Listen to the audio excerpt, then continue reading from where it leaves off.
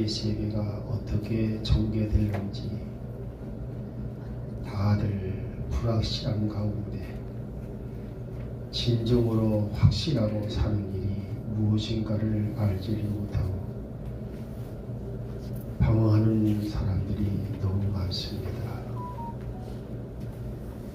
아버지께서 보여주시는 그 길을 온전히 걸어갈 수 있는 믿음의 사람들이 많이 세워지게 하여 주옵시고 하나님 나라를 사모하며 하나님 나라에 있음을 확실히 믿고 이 구속사의 길을 온전히 걸어갈 수 있는 사람들이 온 세상에 넘치게 하여 주옵소서. 주 예수님의 이름으로 감사 기도하옵나이다. 아멘. 예, 이 시간에는요 시편을 공부하는 시간인데요. 예, 시편.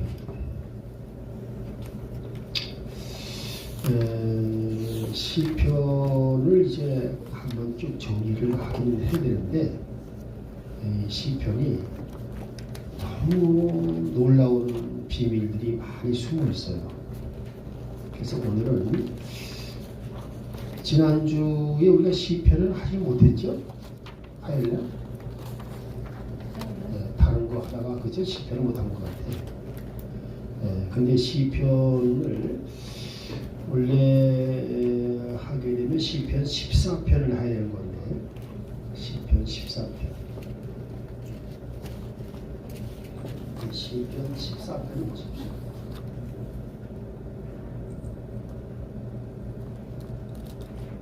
시편 14편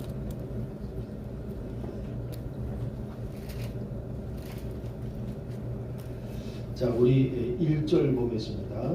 시편 14편 1절 어리석은 자가 마음속으로 이르기를 하나님은 없다 하였도다. 그들은 부패하여 가증한 일들을 행하였으니 선을 행하는 자가 하나도 없도다.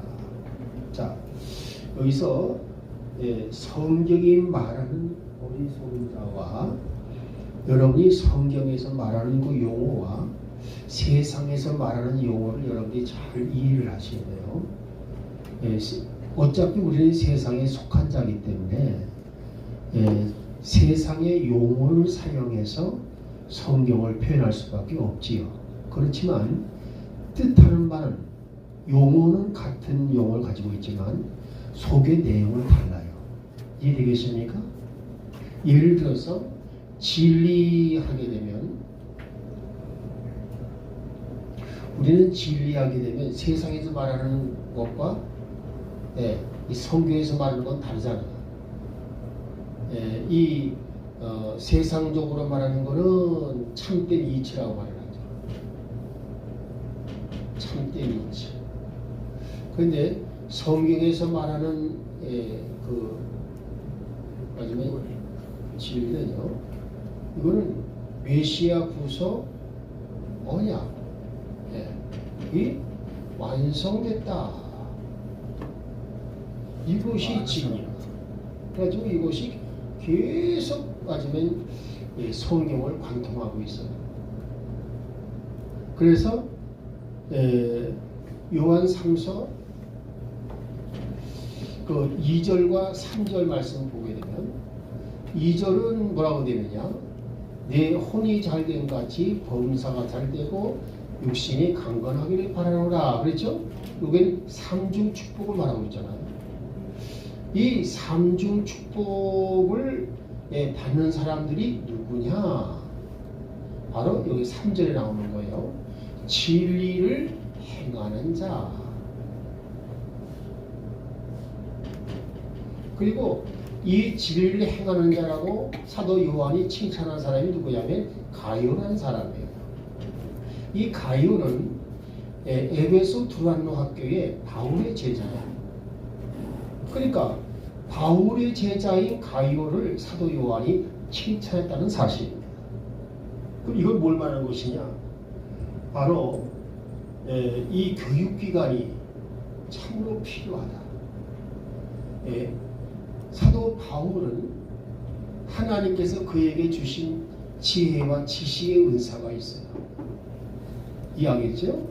그래서 그분이 어릴 때부터 교육을 받았어요. 그래서 그 교육받은 그것으로 인해서 성경 말씀을 맞으면 율법적으로는 해석하다가 예수 그리스도를 만나요. 예수 그리스도를 만나니까 그때부터 뭐냐? 구약의 모든 내용이 예수 그리스도에 집중되는구나. 이거를 깨닫게 됐어.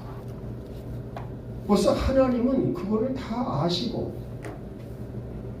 이미 사도 바울이라는 사람을 어릴 때부터 이 가말리엘 문화에서 공부를 하게 한 거예요. 원래 이스라엘 사람들은 6살서부터 12살까지는요, 가정에서 맞으면 이렇게 이 벽에마다 말씀을 붙여놔가지고 어릴 때 말씀을 가까이 하게 만들어요. 그 12살부터는 스승 밑에 가서 공부하게끔 이렇게 만들어놔요. 그러니까 이 사울이라는 사람은 맞으면 12살 때부터 대스승인 가말리엘 문화에 가서 공부를 한 거예요. 가지고 그렇게 공부하기를 맞으면 지금 맞으면 이 대학 졸업할 때까지 거기서 공부했다는 얘기예요. 거기가 어디냐면 공부한 데가 바로 다소라고 하는 곳이에요. 다소라고 하는 곳. 그러니까 이분은 거기다가 예수 그리스도를 만나게 되고 이 맞으면 예수 그리스도를 통한 구속사의 진행을 알게 되니까 그때부터 구약 성경이 전부 예수 그리스도로 풀리는 거예요. 그러니까 이 양반이 그거를 깨달으니까 이 구약 성경에서 배우고 깨달았던 모든 그 율법이 불완전했었는데 그 율법 지식이 완전해진 거예요.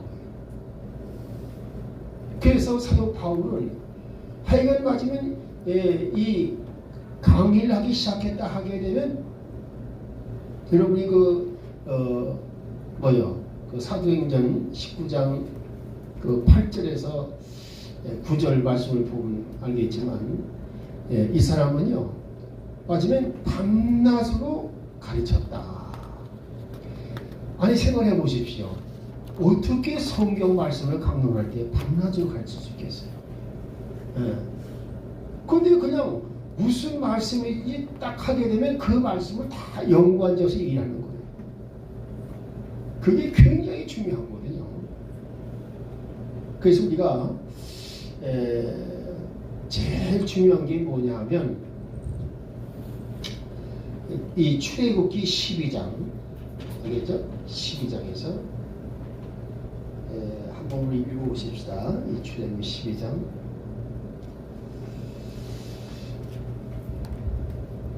10장 보게 되면 어디 나오냐면 그 3절에서 13절까지 내용인데 3절과 13절만 읽어보십시다. 3절과 13절.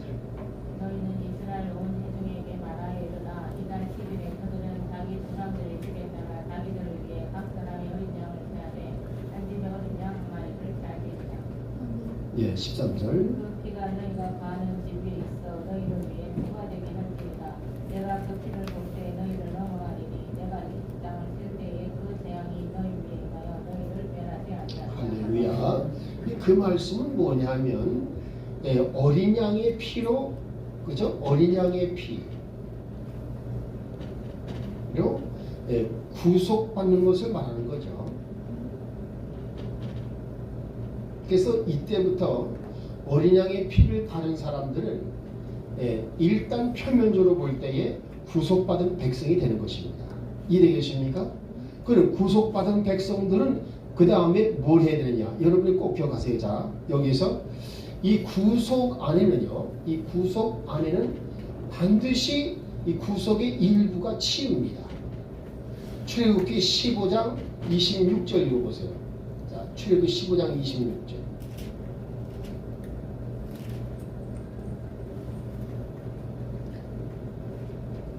내가 주 내 하나님의 음성에 부지런히 귀를 기울이고 그의 눈앞에서 옳은 것을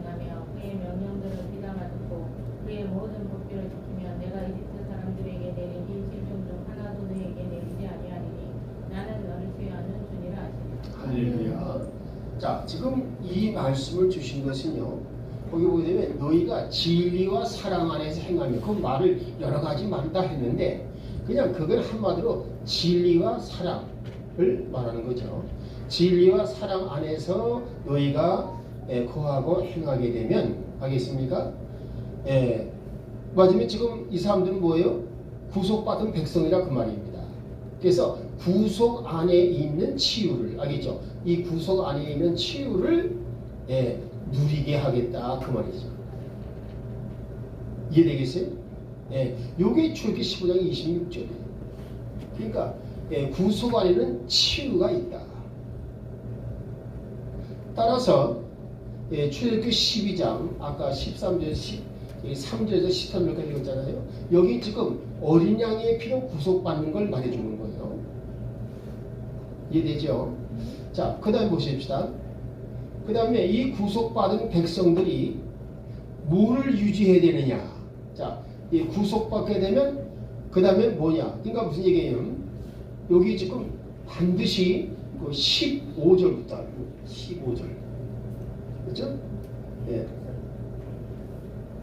15절부터 20절까지 한번 읽어보십시다. 자. 12장 15절. 예. 출애굽기 12장. 너희는 이래 동안 누룩 없는 빵을 먹을 것이요 첫째 날에 너희 집에서 누룩을 제거하시니 누구든지 첫째 날부터 일곱째 날까지 누룩 있는 빵을 먹으면 그 혼은 이스라엘에서 끊어지리라. 첫째 날에 거룩한 집회가 있으며 일곱째 날에도 너희에게 거룩한 집회가 있으리니 이 날들에는 각 사람이 먹는 일 외에 아무 일도 하지 말고 너희 중에서 오직 그 일만 할지니라.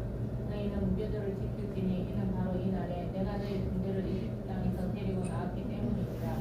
그러므로 너희가 대대로 이 날을 지키되 규례에 따라 영원토록 지킬지니라. 첫째 달 후 그날 14일 저녁부터 그달 21일 저녁까지 너희는 누룩 없는 빵을 먹을 것이요 이래 동안 너희 집에 누룩이 있지 않게 할지니라. 누구든지 누룩 있는 것을 먹으면 바로 그 혼은 타국인이든지 이 땅에서 태어난 자든지 이스라엘 중에서 끊어지리니 너희는 누룩을 넣은 것은 아무것도 먹지 말고 너희 모든 소서에서 누룩 없는 빵을 먹을지니라. 할렐루야. 자, 보십시다. 14일 날 저녁은 뭐예요? 6월절이죠. 네, 6월절입니다. 다시 말해서 어린 양의 피를 발라가지고 거기서 나오는 날이 되는 거죠. 네, 그래가지고 그 다음 15일서부터 뭐가 되느냐? 21일까지 7일 동안 성회를 가져라. 그런데 이 6월절 이후에 이 일주일 동안, 즉 1회 동안입니다. 7일간 이 성회를 가질 때 반드시 뭘 해야 되냐? 유격병 먹지 말고 무격병을 먹어라. 자, 왜 무격병을 먹으라고 했을까요? 네, 요 무격병은 뭘 상징하느냐? 네, 바로 로마서 10장 17절에 그리스도의 말씀을 상징하는 것입니다. 자, 로마서 10장 17절에 뭐라 했어요? 믿음은 들음에서 나며 들음은 그리스도의 말씀으로 말미암아 그랬잖아요. 그렇죠? 예, 즉 마지막에 그리스도의 말씀, 즉 레마 말씀을 들어야 믿음이 생긴다 그 말이거든요. 그 여기서 뭐냐? 누룩을 넣은 빵을 먹게 되면 믿음이 안 생겨. 이해되겠습니까? 그러나 누룩 없는 빵, 즉 순수한 하나님의 말씀, 진리의 말씀, 레마의 말씀을 먹게 되면 믿음이 생겨요.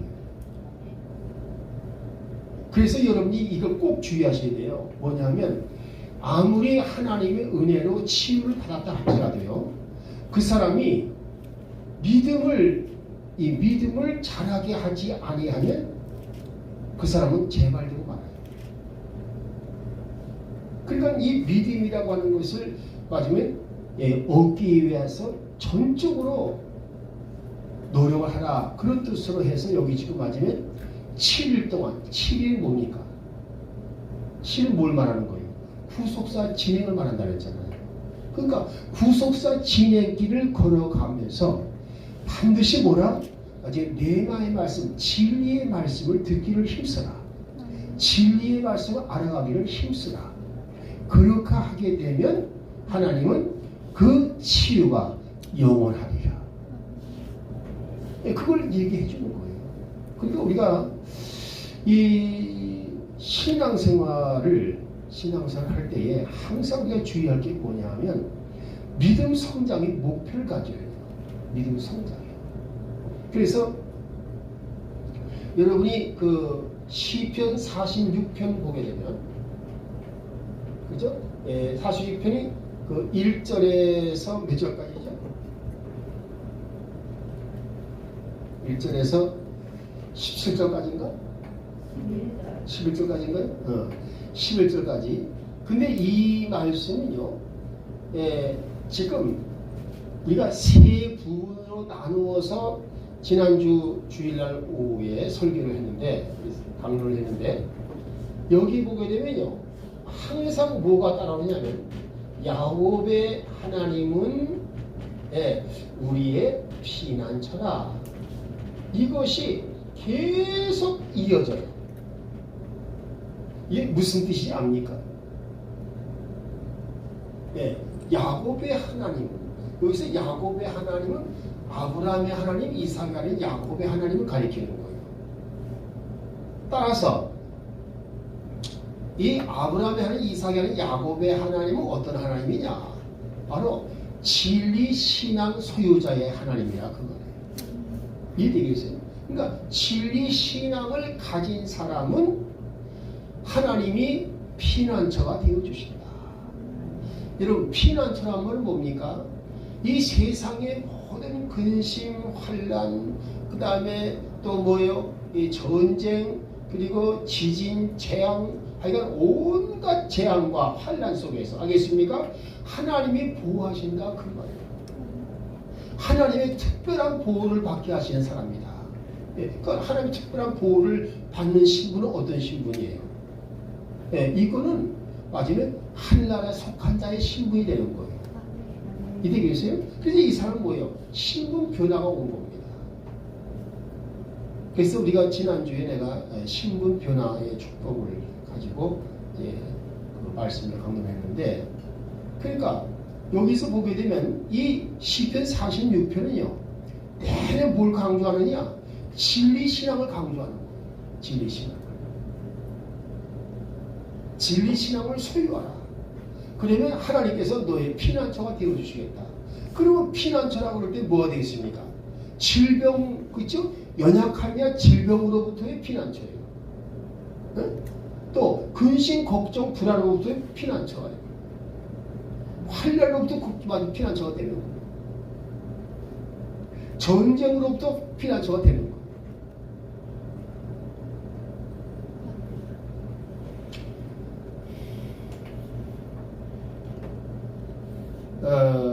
아무튼 이건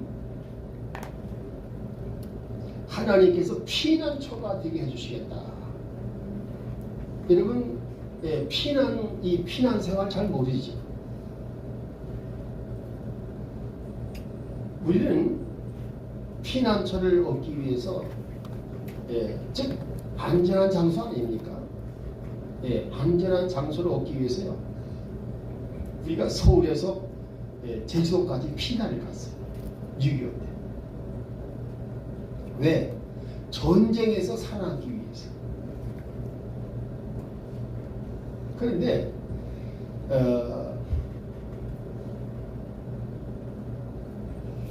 이 제주도라고 하는 이 땅이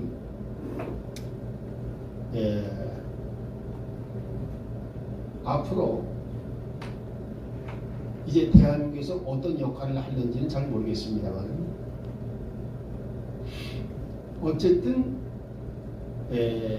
이 한국에서 제일 큰 섬이 제주도 아닙니까? 이게 재미있는 게, 이 6.25 전쟁 때 계속 이 북한 그 공산당 군대가 쳐들어올 때, 그 공산당 군대가 맞으면 그 탱크, 비행기 그걸 가지고 쳐들어온 거 아니겠어요? 근데 우리 한국은요, L-19라고 해서 그 일본어들이 사용하던 그 맞으면 교육 훈련기가 있어요. 그 교육 훈련기가 뭐 12대라든가 그게 공군이 전부예요. 그리고 탱크는 한 대도 없고. 그런 가운데서 밀렸어요. 아주 어디까지 갔어요?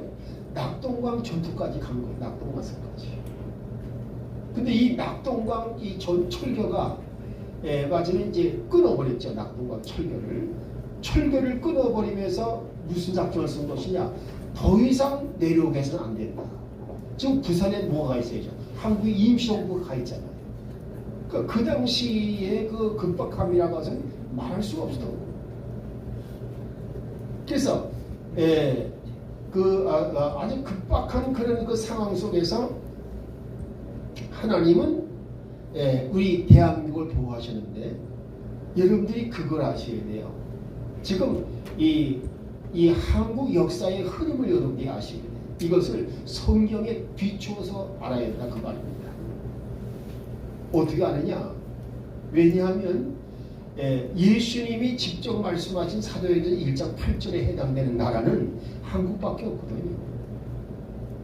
근데 그러면 이 한국을 왜 하나님께서는 이 성경이 한국이다라고 충분히 짐작하고 추측할 수 있는 근거를 마련하기 위해서 뭐냐?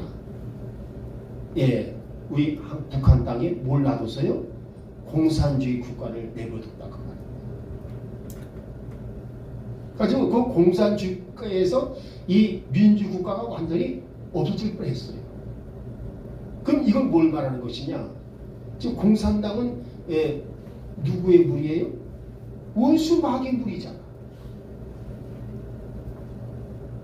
여러분, 우리 한국 사람들은 모든 걸 정당하게 하려고 그래요. 이해되겠어요? 근데 북한이나 중국은 어떡한 줄 알아요? 이야, 이 북한 놈들은요, 마지막에 해킹, 알겠습니까? 컴퓨터 해킹을 통해서, 그러니까 마지막 뭐예요? 전자 스파이 노출해가지고, 마지막에 각 나라의 재정, 재정 창고에서 뽑아내는 거예요. 해킹해가지고 돈을 뽑아내는 거예요. 그래서 그 사람들은 북한은 해킹 부대가 따로 있어. 걔들은 마지막에 손 머리를 써가지고 이 컴퓨터를 사용해서 해킹해내는 거예요. 그래서 돈을 해킹을 시키면 뭐예요? 이 상대방 국가의 은행에서 돈을 자기 은행으로 자기 그 계좌로 이체시킨다는 거예요. 그냥 그래요? 한국의 목사님 컴퓨터 가져줘서 한 거라고. 네. 그러니까 아주 보통 그건 완전히 해적놈들이지. 근데 중국 공산당도 똑같아요. 지금요 남의 나라 기술을 빼봐. 지금 이 중국에서 한국의 이 컴퓨터 기술, 전자 기술, 알겠습니까? 이 산업 기술 이걸 엄청 빼봐요. 그래서 그 해킹 안 하려고 엄청 얼마나 방어하는지 몰라 지금 한국. 그래서 지금 이게 뭘 말하느냐? 이제는요 이 시대가 이렇게 첨단 시대를 걷고 있단 말이에요. 그러니까 뭐가 되겠습니까? 여러분도 지금 신앙생활 이제는 첨단 시대를 걷는 신앙생활로 바꿔야 돼. 이해되겠어요? 그래서 우리가 뭐가 필요하냐? 지금 그 대기업마다 살아남으려면요 뭐가 필요하냐면요 이 R&D라는 거 알아요 여러분? R&D. 이 R&D라고 하는 이 사업을 하지 않으면 안 돼. 그 R&D가 뭐냐? 바로 연구개발이에요. 연구개발. 알겠죠? 연구개발. 그래서 연구개발원을 다 두고 있어요.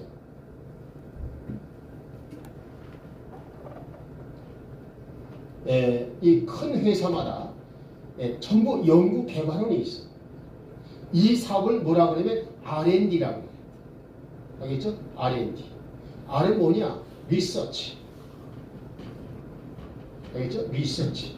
이것은 연구, 탐구 그런 뜻이 있습니다. 그래서 뭐예요? 예를 들어서 맞으면 메모리, 이 반도체 이거를 갖다가 이 반도체가 계속 발전하기 때문에 이 등급별로 그래서 뭐 7나노 그다음에 5나노, 4나노, 3나노 이런 식으로 막 이제 발전하잖아요. 그거를 연구하지 않으면 이 대기업이 살아남지 못해요. 이해되겠어요? 그래서 이 와중에 이와 같이 리서치, 연구가 필요해요. 그 다음 뭐요? 이거 이거 end죠? and development. 알겠죠? 이 디벨롭먼트 계속 맞아요? 개발을 시켜요. 개발. 근데 내가 이 구속사를 연구하면서 느낀 게 뭐냐? 교회만큼 안일에 빠진 데가 없다는 사실입니다. 옛날 선배들로부터 배운 것, 알겠죠? 거기에 머물러서 그걸 가지고 목회를 한다 그 말이에요. 그렇게 하게 되면 발전이 없는 거예요. 여러분 보시죠. 성경은요, 우주에 대한 것을 전부 포함해. 보이는 세계와 보이지 않는 세계에 대한 모든 지식이 총망라되어 있는 것이 성경이에요. 성경을 연구하고 그리고 거기에서 진리를 알아내고 진리의 믿음을 합해서 뭘 해야 되느냐. 지금 하나님은요, 아주 창세기 때부터 창세기 9장에서 그죠? 노아의 홍수 심판이 끝나서 뭐 했습니까? 무지개 표적을 주겠다 그랬어요. 이 무지개 표적이 뭘 가리키느냐? 이거는요, 한마디로 말해서 맞으면 표적 또는 기적을 말하는데, 그렇죠? 기적. 이 표적 기적은 뭐예요? 하나님의 능력 아닙니까? 권능 아닙니까? 하나님의 권능을 뭐라고 그래요? 우리는 보통 기름 부음이라고 그러잖아요. 이 기름 부음은 뭐냐? 한마디로 말해서 자 보십시다. 지금 자동차건 산업이건 이 대한민국의 하여간 뭐 가정에다 밝히는 것이든 전기가 없으면 돼 안 돼요? 안 되잖아요. 전기가 없으면 전부 올스톱이에요. 성경은요, 맞으면 바로 그 땅에 전기가 있듯이 하늘에도 전기가 있다. 이 기름 부음이 하늘의 전기다. 할렐루야. 이걸 이해를 잘 하셔야 돼요. 일렉트리시티. 알겠죠? 하늘의 전기. 이 하늘의 전기를 사용할 수 있도록 개발하라고 말이에요. 이해되겠습니까? 예수님은 좀 우리에게 뭘 요구하시냐면 복음을 전하려면 이적과 기적이 일어나야 돼. 근데 이적과 기적이 일어나려면 뭐가 되겠느냐? 하늘의 전기가 필요해. 그래서 예수님도 사도행전 10장 38절 말씀 가보니까 뭐였느냐? 하나님께서 성령과 권능으로 기름 부음을 주셨다라고 되어 있어요. 그렇죠? 즉 하늘의 전기로 무장시키셨다 그 말입니다. 예수님도 그러한데 하물며 저와 여러분 같이 이 평상인들이 그냥 그래요. 하늘의 전기로 무장해야 되지 않겠어요? 그래서 이 heavenly electricity 알겠죠? 이 하늘의 전기.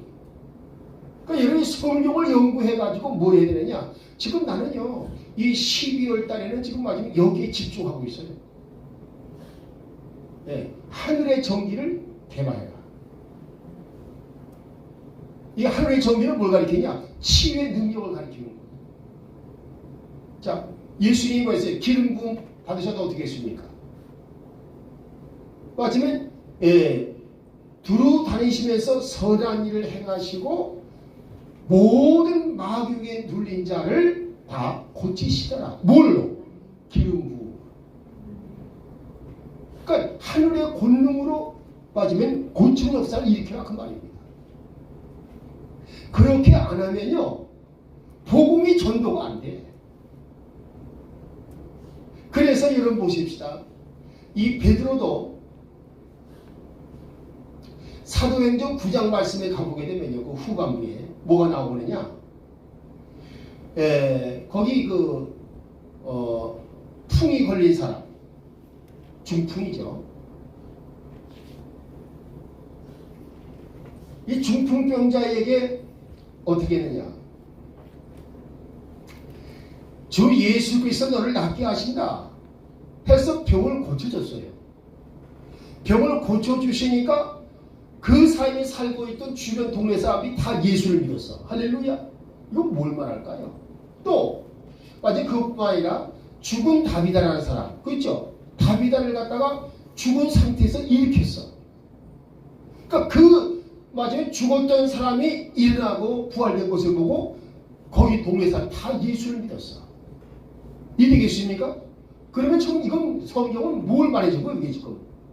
야, 그냥 맨몸 가지고는 전도 안 돼. 맨몸 가지고는 절대로 맞으면 교회가 부흥할 수 없어. 뭐가 있어야 되냐? 하늘의 전기의 능력을 사용하라, 그 말입니다. 이해되겠습니까?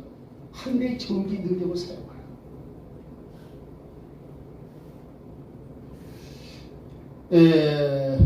이 하늘 전기의 능력을 사용할 수 있는 역사가 일어나야 교회가 부흥이 됩니다.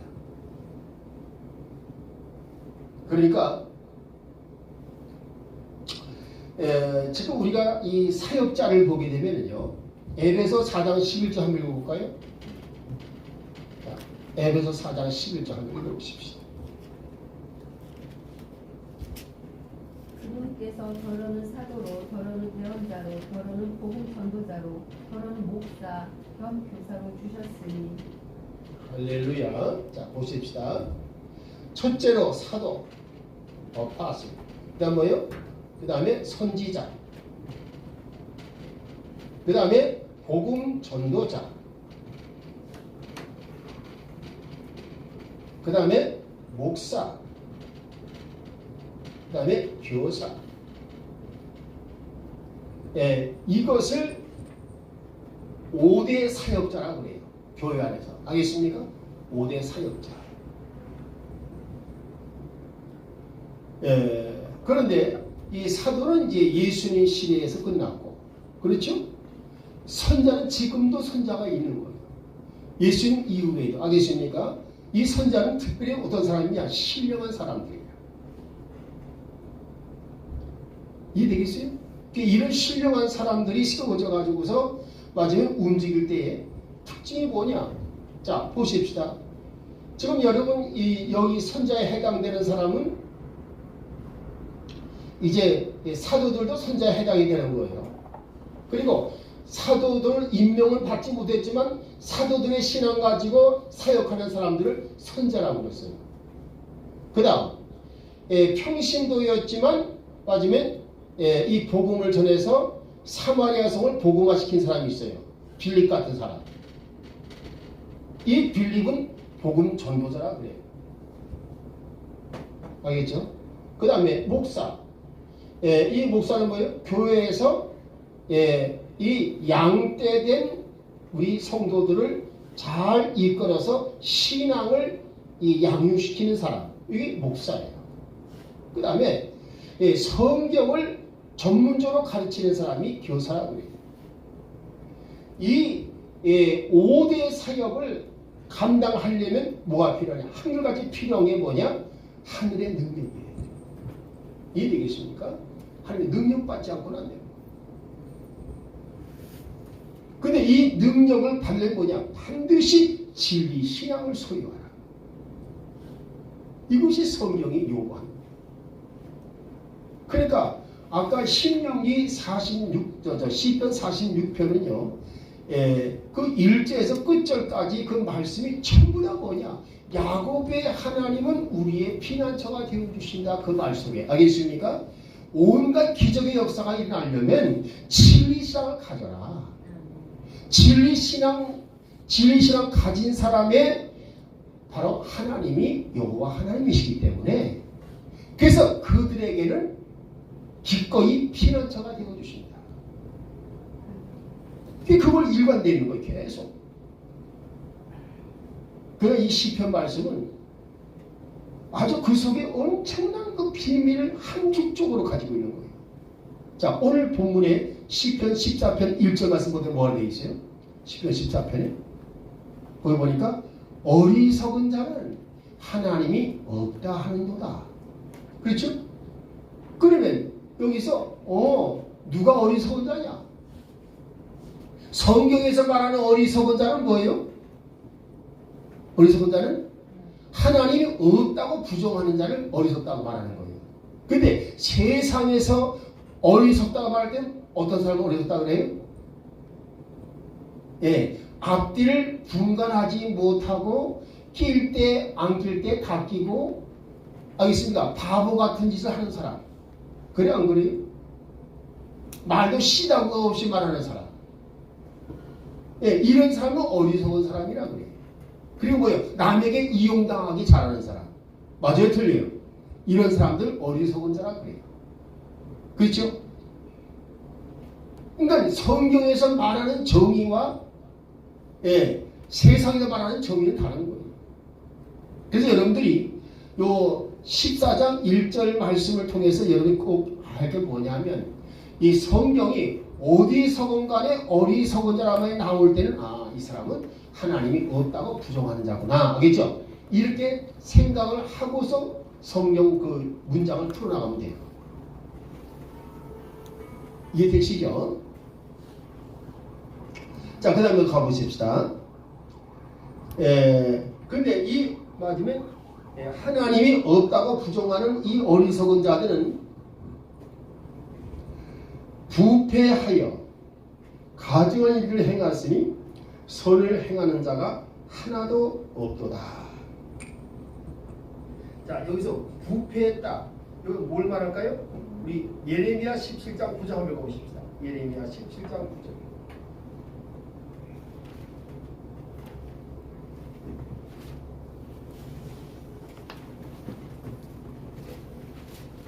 왜 어리석은 자가 되느냐? 하나님이 없다고. 그죠? 자, 예레미야 17장 9절. 마음은 모든 것보다 거짓되고 극도로 사악하니 누가 그것을 알 수 있으리요. 예. 자, 우선 거짓되고 그리고 또한 썩어버린 그 마음이 거짓되고요. 진실성이 전혀 없는 거예요. 그런 사람을 우리는 부패했다라고 말을 해요. 그러니까 여기서 부패했다는 것은 뭐 사람이 맞으면 육신이 부패했다는 게 말하는 거 아니에요. 마음이 부패했다는 걸 말하는 것이지. 그래서 부패해서 가증할 일들을 뭘 말하는 겁니까? 가증할 일들이 뭘 말하는 거예요? 하나님이 싫어하는 일, 하나님이 싫어하는 일들을 골고루 한다 그 말이에요. 골고루 한다. 이해되죠? 그 하나님이 기뻐하시는 일을 하는 사람들은 뭐냐? 그건 의인들이야. 이해되죠? 의인은 하나님이 기뻐하시는 일을 합니다. 자, 그래서 이 사람들이 선을 행하는 자가 없도다. 선을 행하는 것 중에 하나가 뭐예요? 고아와 과부를 불쌍히 여기는 것. 그래 안 그래요? 세상에서 약자를 도와주는 것. 그래 안 그래요? 이게 다 선행이에요. 그런데 이런 사람들은 선행이란 게 없어. 즉 하나님이 없는 자라 그 말입니다. 하나님이 없는 자는 하나님을 맞으면 이와 같이 믿지 않는 자들은요, 악한 일을 스스로 없이 한다 그 말이에요. 악한 일을 스스로 없이. 마귀가 좋아하는 일을 스스로 없이 한다 그 말이에요. 여러분, 우리 한국 사람들이 한국에 6.25 동란 때 우리 한국 국민이 얼마 죽은지 알아요? 우리 한국 국민이 죽은 숫자가 300만이 죽었어. 300만. 그 누가 죽인 거예요? 누가 죽였어요? 북한 공산당 부대가 죽였잖아. 공산당이 좋다고 하는 놈들이 있다는 게 이게 보통 일 아니잖아.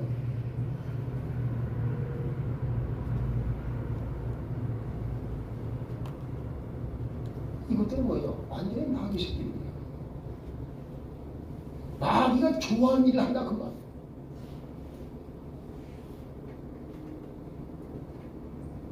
그래서 성경은요 이런 걸 경계하는 거예요.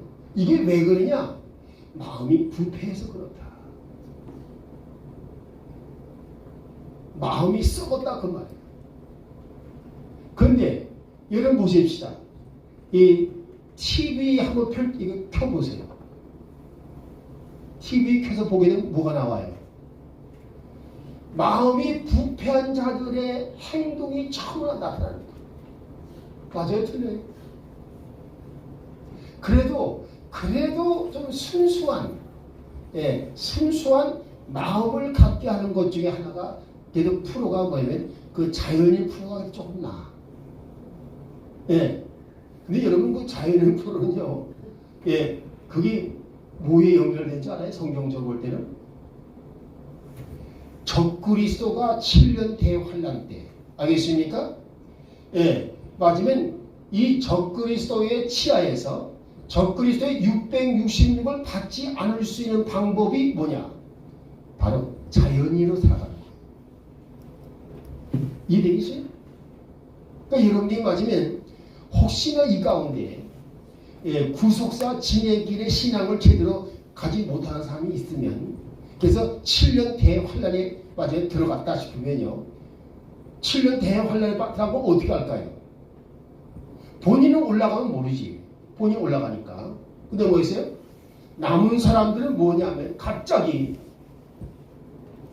자기 남편이나 부인이나 아니면 뭐요, 비행기 타고 가던 조종사나 철도의 기관사나 갑자기 한꺼번에 행방불명됐다라는 그런 보도, 알겠습니까? 그런 뉴스가 나오면요, 아차, 휴거 사건이 있었구나, 알겠습니까?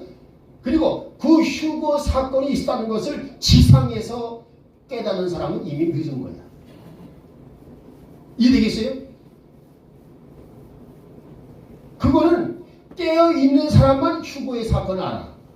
그래서 들려 올라가는 거예요. 그때 맞으면 지금 맞으면 이 지구 땅덩어리 위에서 지금 맞으면 행방불명자가 굉장히 많습니다. 이런 말을 들었을 때 여러분 뭐예요? 아차, 그럼 그때 그 목사님 얘기를 했는데 이 맞으면 갑자기 행방불명이 아주 굉장히 많아지는 일이 생겼는데 그 소식을 갖다가 내가 땅 위에서 들을 때는 뭐야? 나는 7년 대환란에 빠진 거다. 이해되겠습니까? 그러면 이제 666표를 받으면 안 돼. 표를 안 받으면 어디로 가야 돼? 산속으로 들어가야 되는 거야. 두메산골로. 두메산골 아닌 거 있으니까 무인도로 들어가서 거기서 사는 거야. 이해되겠어요? 얼마 동안 살면 될까? 예, 맞아요. 전 3년 반, 3년 6개월. 후 3년 반, 3년 6개월. 알겠습니까? 7년만 견뎌내면 돼. 그러면 그 사람은 뭐 했습니까? 660년 표를 받지 않았기 때문에 천년왕국 백성으로 들어가. 이해돼요? 무슨 말인지? 그러니까 혹시나 말 못 들어가는 사람이 있으면요, 뭔 사람? 다시 말해서 이 지구상에 지금 수많은 사람이 갑자기 행방불명되었습니다. 뭐요? 지금 맞으면 운행하던 철도가 전복이 됐다. 왜냐하니까 기관사가 없었기 때문이다. 비행기가 추락을 했다. 비행기 조종사가 갑자기 없어졌기 때문이다. 알겠습니까? 이런 사건들이 막 보도되기 시작을 하면요, 그것을 지상에 듣는 사람이 되면 안 된다 그 말이에요. 응? 그건 이미 때는 늦었다 그 말이에요. 그럼 뭐요? 그 다음에 살 길은 무엇이냐? 산속으로 도망가는 거다 그 말이에요. 알겠어요? 그래서 마지막에 7년 대환란에서 환란을 당해서 통과를 안 한 통과하지 못까지 거 그럴 사람 같으면 아주 아예 자연인 산데 가서 아주 좀 배워. 예, 그래가지고 이렇게 사는구나. 그러면 뭐요? 마트 필요 없잖아. 그래 안 그래요? 예, 무슨 증권거래소가 필요하겠어요? 그래서 은행 통장이 필요하겠어요? 그래 안 그래요? 이 사람은 뭐예요? 예, 이 적그리스의 통제하에서 벗어나는 거예요.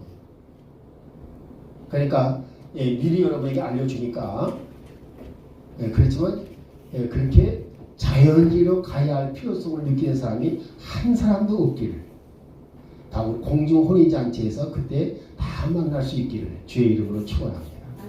할렐루야. 여러분요, 제발 좀 다 휴거되게 되어서, 사도 바울은 그분이 그렇게 말씀하셨어요. 나는 푯대를 향하여 가노라.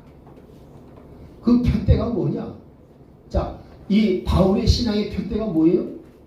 휴거입니다. 휴거. 이해되겠어요? 자기는 휴거되기를 바란다 그 말이에요. 휴거되면 뭐가 되니까? 휴거되면 그 사람들은 공중혼인잔치에 참여하게 되고, 공중혼인잔치에 참여한 사람은 뭐였습니까? 그리스도의 신부가 되고, 그리스도의 신부인 사람들은 뭐가 돼요? 천년왕국의 분모가 된다 그 말입니다. 그러니까 이 사람들은 그런 맞으면 특권을, 그리고 축복을 누리는 거예요. 할렐루야. 여러분들이 다 그러한 자리에 들어갈 수 있기를 바랍니다. 자, 그 다음 보십시다. 2절 14편 2절 주께서 깨닫는 자나 하나님을 찾는 자가 있는가 보시려고 하늘에서부터 사람들의 자녀들을 내다보셨으며. 이때 깨닫는 자, 여러분요, 하나님의 말씀을 듣고 그냥 흘리는 자가 있고 깨닫는 자가 있어요. 자, 보십시다. 잘 이해하셔야 돼요. 마태복음, 자, 마태복음 13장, 알겠죠? 마태복음 13장. 여러분들이 보시게 되면 잘 이제 확실하게 이해를 하셔야 되는데, 마태복음 13장 보게 되면요, 거기 지금 이 씨 뿌린 자의 비유가 나옵니다. 이해되겠습니까? 자, 그런데 네 가지 밭이 있다 그랬어요. 첫째는 뭐예요? 길가의 밭. 사실 길가는 밭도 아니죠. 길가. 그다음에 두 번째는 뭐예요? 돌짝밭. 세 번째는 뭐예요? 가시 엉겅퀴 밭. 네 번째는 뭐냐? 좋은 밭, 좋은 땅이 되어 있어요. 알겠습니까? 근데 이 네 종류의 밭 중에 바로 이 좋은 땅에 해당되는 사람, 알겠습니까? 요 좋은 땅에 해당되는 사람이 깨닫는 자예요. 그래서 그것을 예수님이 설명해 주셨죠. 자, 한번 보십시다. 우리 그 같은 13장 15절 읽어보세요.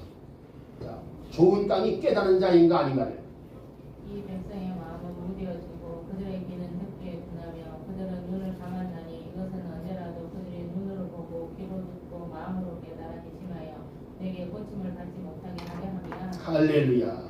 마음으로 깨달아지게 되면은요, 맞으면 회심하게 되는 것이고, 회심하게 되면 뭐예요? 하나님께서는 이 회심하는 뭐예요? 생각이 바꾼다 그 말이에요.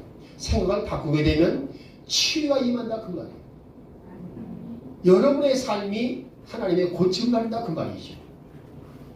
그걸 설명해 주는 거예요. 그러니까 맞으면 여기서 깨달은 자라도 뭘 가르치냐? 하나님의 말씀을 듣고 맞으면 깨달아서, 알겠습니까? 믿음을 갖는 자를 말하는구나. 이걸 깨닫게 줍니다. 말씀을 깨닫지 않으면 믿음을 가질 수가 없어요.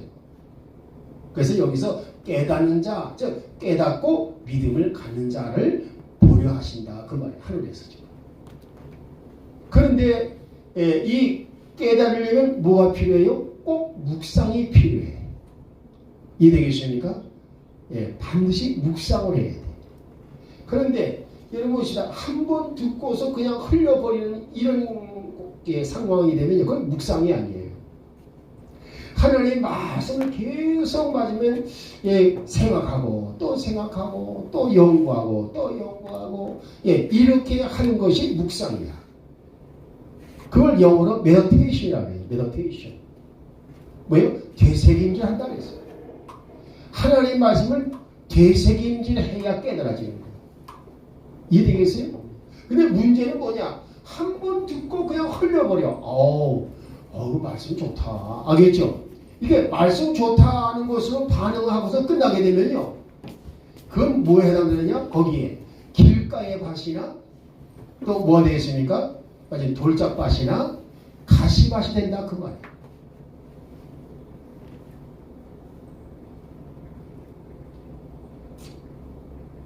여러분이 좋은 밭이 되겠어요? 안 되겠어요?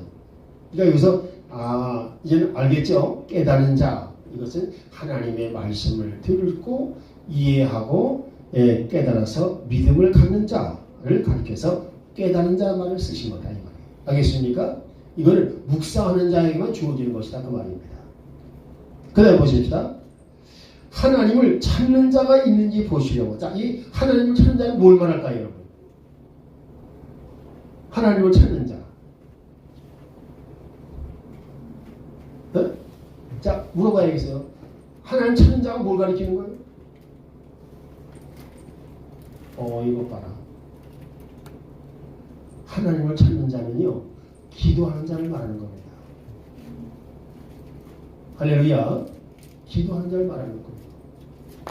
기도하는 것은요, 믿음을 합하는 거예요. 자, 아까 깨달은 자는 뭐였습니까? 믿음을 구하는 자가 됐죠? 그래 안 그래요? 믿음을 구했으면 이제 믿음을 합해야 되지 않겠어요? 그래 안 그래요? 예. 그래서 하나님을 찾는 건 뭐냐? 믿음을 합하는 거예요.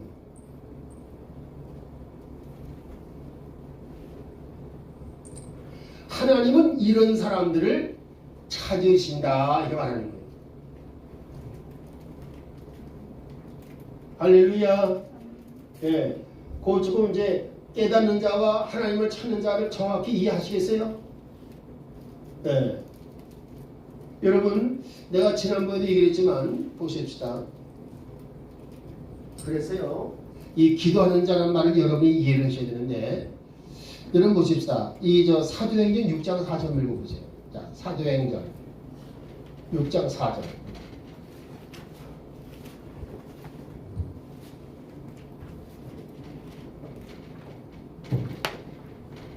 우리는 계속해서 기도와 말씀 사역에 전념하리라. 할렐루야. 자, 보십시다. 지금 이 사도 베드로가 지금 일어나가지고서 요 두 가지를 얘기를 했어요. 하나는 기도하는 일에. 근데 여기서 기도란 말을 하고 간구란 말은 안 했어요. 그냥 그래? 예. 이건 뭐냐면 하나님과 교제를 나누는 걸 말하는 거예요. 하나님과 교제를 나누는 것은 하나님을 찾는 거예요, 안 하는 거예요? 찾는 거죠? 예. 그래서 하나님을 찾는 것은 하나님과 교제하는 걸 말하는 것이고, 하나님과 교제하는 것은 곧 기도를 말합니다. 이해되겠어요? 그래서 이게 프레어야. 그리고 그 다음에 두 번째는 뭐냐? 예. 이 말씀으로 섬기는 일을 하고 싶다. 전념해야 되겠다. 자, 여기 보십시다. 이 미니스트리는 뭐냐면 섬긴다 그 말이에요. 섬긴다. 미니스트리 of words. 뭐예요? 말씀들로 섬기는 것. 이걸 말씀 사역이라고도 그래요. 저는 지금 여러분에게 뭐라고 있어요? 예, 말씀 사역을 하고 있는 것이에요. 그러니까 여기다가 뭐 했습니까?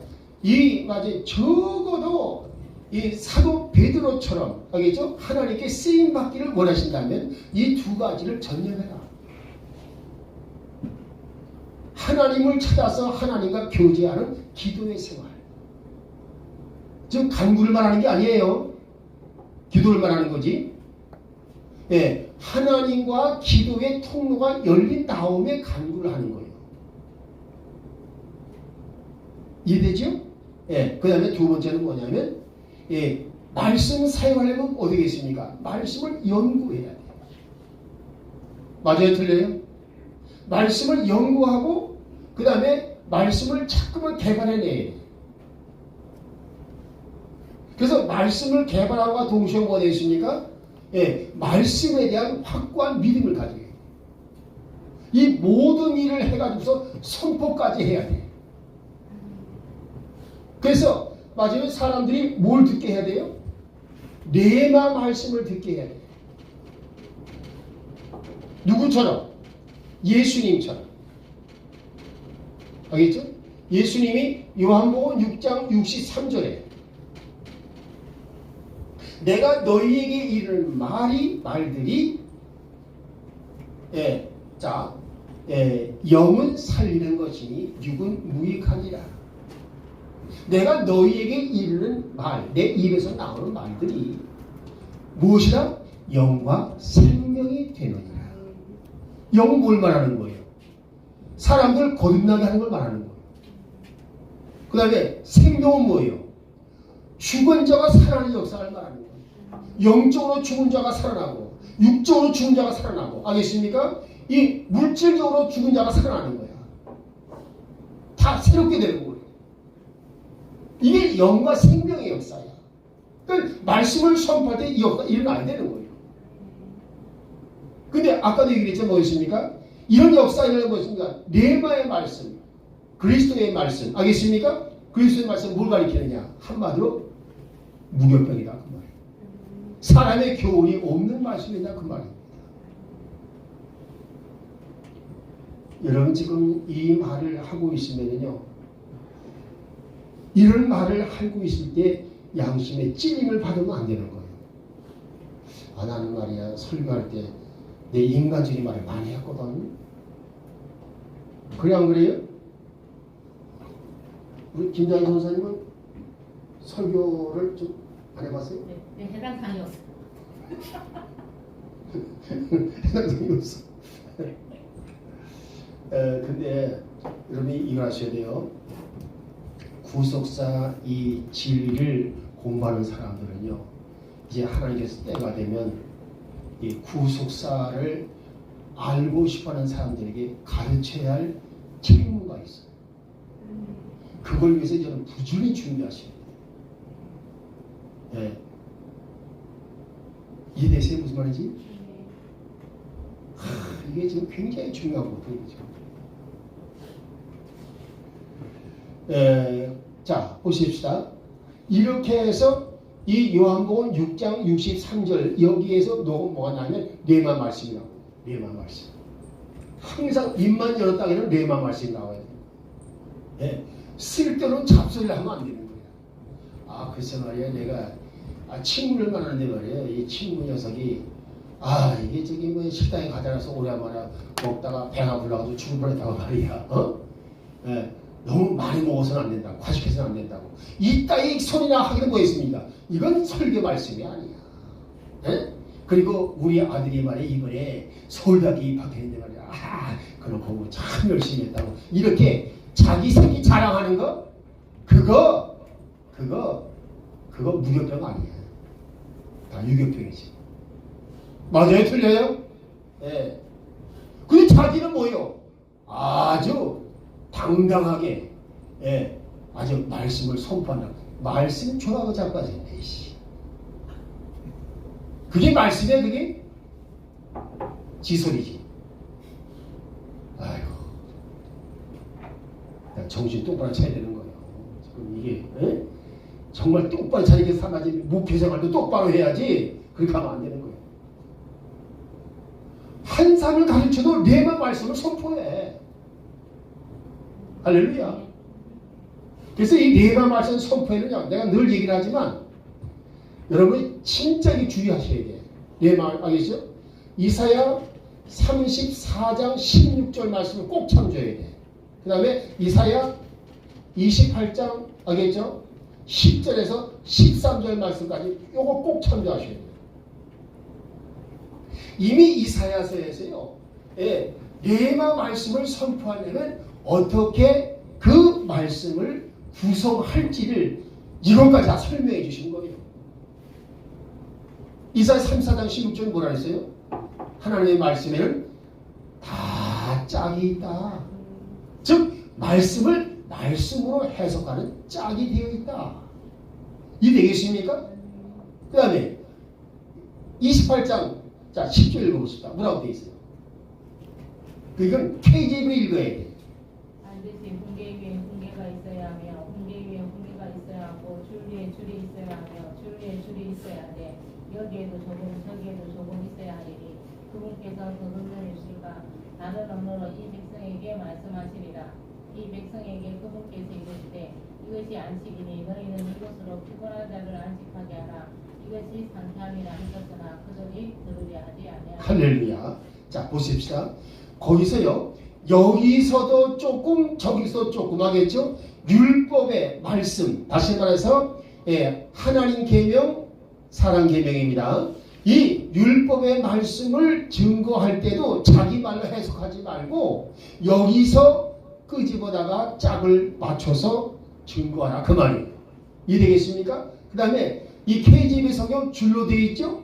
줄은 뭘 가리키느냐? 이건 생명의 줄을 말하는 거예요. 하늘로부터 내려오진 생명의 줄. 그 생명의 줄이 뭐예요? 바로 메시아 구속 언약 완성 진리의 말씀을 말하는 것입니다. 이해되겠습니까? 그래서 진리의 말씀도 뭐예요? 한 말씀 가지고 하지 말고 이쪽에서 저쪽에서 그걸 끄집어내 가지고 그것을 짝을 맞추라 그 말입니다. 이해되겠습니까? 이렇게 하나님의 말씀을 순수하게 증거하여 그 사람이 영과 생명의 역사를 나게 되면 거기 두 가지를 말하고 있죠? 예, 안식과 상쾌함이 있을 것이다. 이 안식은 뭐예요? 레스트. 그렇죠? 지금 이 복음의 믿음을 합하게 되면 안식에 들어가나니 뭐예요? 저주의 사슬에서 벗어난다 그 말이죠. 상쾌함 뭐예요? 맞으면 이 영어로 리니나 또 리프레쉬 알겠죠? 다시금 새롭게 되는 거예요. 그럼 왜? 병 고침받는 걸 다 말하는 거예요. 이해되겠어요? 안식과 상쾌함의 표적이 나타난다 그 말 이렇게 하게 되면 하나님의 말씀이 짝을 이루게 되고 그리고 여기서 저기서 맞으면 끄집어내 가지고서 짝을 맞춰서 말씀을 증거해라. 요것이 바로 순수한 무교병 증거의 말씀이 되는 것이다. 이렇게 하게 되면 듣는 사람으로 하여금 영과 생명의 역사 그리고 안식과 상쾌함의 표적의 축복을 누리게 된다. 할렐루야. 자, 그 다음에 이제 가보십시다.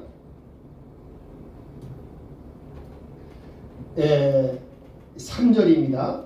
그들이 다 치우쳐서 다 함께 더러운 자가 되고 선을 행하는 자가 없나니 단 한 사람도 없도다.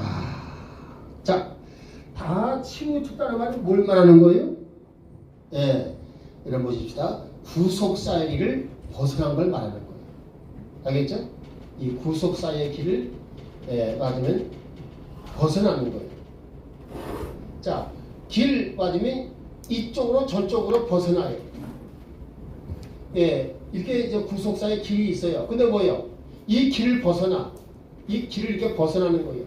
벗어나게 되면 뭐예요? 사고가 생기죠? 이걸 영어로 뭐라 그래요? turn aside라고 해요. 네? turn aside. 옆으로 삐딱선을 타는 거예요. 소위 삐딱선. 이 삐딱선 신앙. 이 사람들은 뭐가 됐습니까?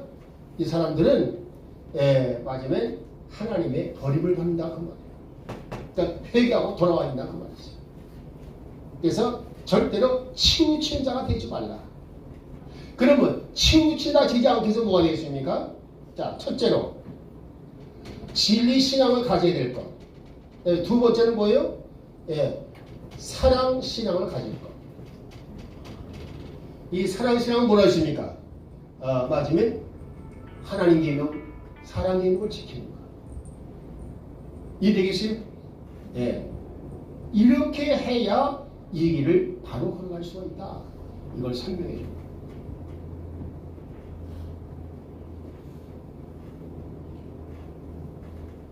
이해되죠?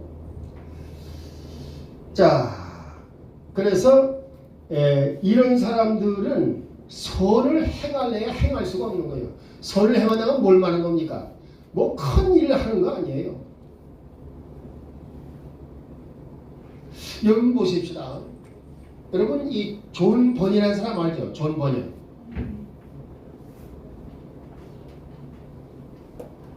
이 존 번연. 자, 이 존 번연 사람이 어떤 사람이에요? 예, 철로 역정을 쓴 사람. 알겠습니까? 필그림즈 프로그레스. 철로 역정을 쓴 사람이에요. 근데 이 철로 역정을 쓴 그 계기가 어떤지 알아요? 이 철로 역정을 쓰게 되는 게요. 이 양반이 부인을 잘 만났어. 가지고 부인이 청교도 신앙이야. 여러분 알죠? 청교도 신앙. 청교도란 말은 순수한 하나님의 말씀만 믿는 신앙 말하는 거예요. 이 청교도 신앙 가진 사람인데 이 사람이 맞으면 자꾸만 이 목사님들의 설교집에 이걸 갖다가 잠깐만 읽게 만들었어요. 이해되겠습니까? 그 처음에는 싱그러하게 했는데 이 사람이 계속 당신 말이야 나하고 살고 싶은 말이야 이거 성경 가지고 읽어. 그리고 설교집 읽으라고 뭐가 말이야. 알겠어? 그건 뭐예요? 이 존 번연 사람이 부인하고 헤어지기 싫잖아. 그래서 그냥 억지 신앙격으로 그냥 설교를 읽어요. 근데 성경 설교집을 읽고 성경을 읽다가 성령을 받았어. 이해되겠습니까? 성령이 충만해지니까요. 이 사람이 되느냐? 이제는 사람들이 설교하고 싶어도 못 견디겠는 거야. 자기가 알고 있는 진리를 마지막에 가르쳐 주고 싶은 거야. 그래서 이 사람이 거리에 나가서 사람들 여러분 예수를 믿으십시오.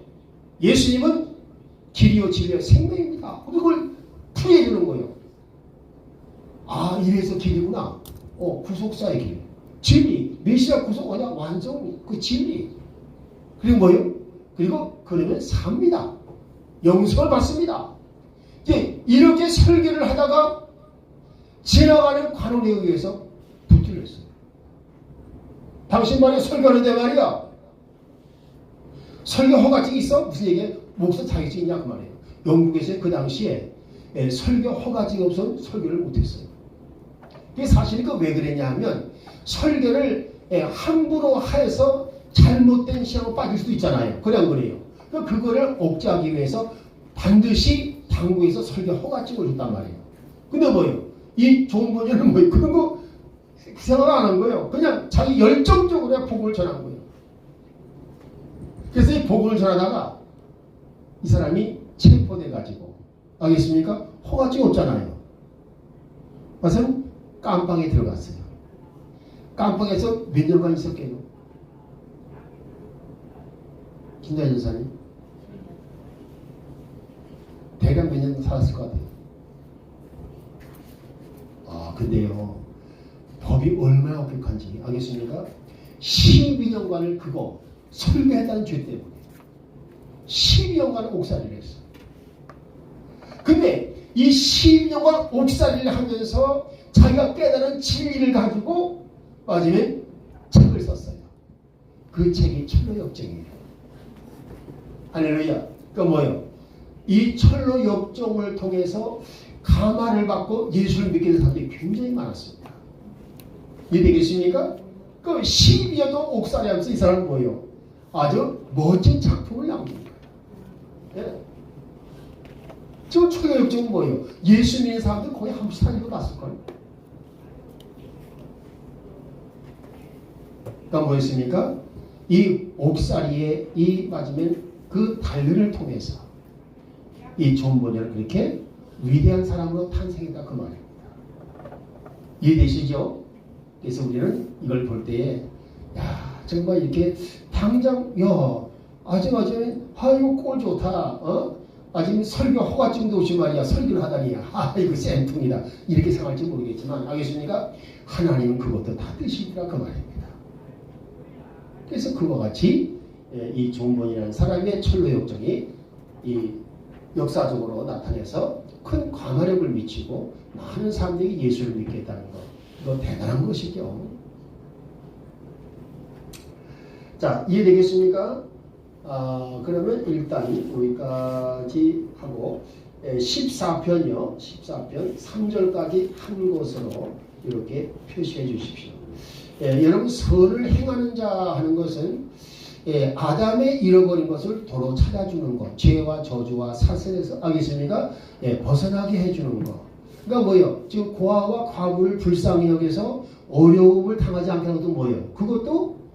그것도 바로 선을 행하는 것입니다. 이해되겠습니까? 그래서 저와 여러분은 이와 같이 선을 행하는 자가 다 되셔서 이 진리 신앙의 열매를 맺는 여러분이 되시기를 주의 이름으로 축원합니다. 할렐루야. 우리 김동현 목사님 기도하시고 잠깐 쉬겠습니다. 하나님 감사합니다. 우리의 발걸음을 귀한 곳으로 인도해 주셔서 구속사 귀한 말씀을 배우고 깨달을 수 있도록 은혜를 허락해 주시니 감사합니다. 하나님 이 말씀을 잘 배워서 먼저 성령 충만을 받아 변화를 받아 네 말씀으로 무장하고 무너져간 이 나라와 무너져가는 우리 한국교를 살리는 귀한 사명 감당할 수 있도록 은혜를 베풀어 주옵소서. 속히 하나님께서 역사하여 주셔서 들을 끼는 자, 사모하는 자, 말씀을 뜯어 갈급하는 자를 보내주셔서 이 말씀을 잘 배워서 하나님 나라를 변화시키고 우리 한국교회를 변화시킬 수 있도록 은혜를 베풀어 주옵소서. 귀한 말씀을 가르쳐 주시는 박유한 목사님 주님의 강하신 능력을 붙들어 주옵소서. 세임을 허락하여 주옵소서. 강건함을 허락하여 주옵소서. 주님께서 축복해 주심을 감사하며 예수님의 이름으로 간절히 기도하옵나이다. 아멘. 아멘. 할렐루야. 하나님께 영광.